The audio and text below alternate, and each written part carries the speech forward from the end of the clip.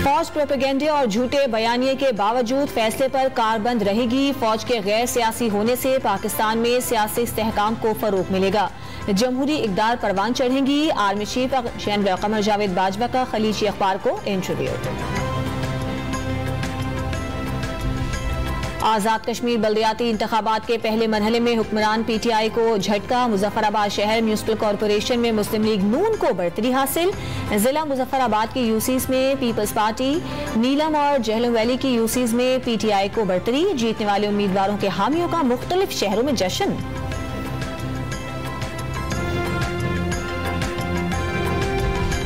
साफ साफ कह दूं, आम इंतखाबात अगस्त 2023 में होंगे।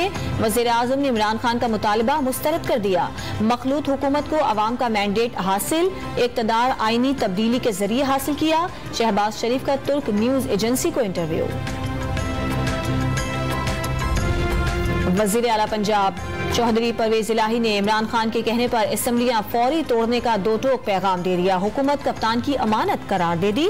इस्तीफों की सूरत में शहबाज हुकूमत 27 घंटे भी ना चल पाने का दावा। वज़ीर आला खैबर पख्तूनख्वा ने भी हिदायत मिलते ही फौरी अमल दरामद का ऐलान कर दिया। सवात से रुकन असम्बली अजीजुल्लाह ने सबसे पहले इस्तीफा वज़ीर आला को भिजवा दिया।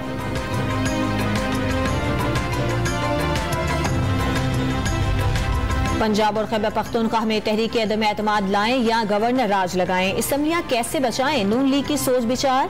हमजा शहबाज की जेर सदारत नून लीग की पार्लिमानी पार्टी का इजलास आज होगा। खैबर पख्तूनख्वा में भी ऑपोजिशन सरगर्म, इस्तीफे आए तो जिमनी इलेक्शन करा देंगे। खुर्रम दस्तगीर का मौक़िफ़, तहरीक अदम एतमाद में ताख़ीर पर गवर्नर राज लगा दिया जाएगा। मियां जावेद लतीफ का इंतबा।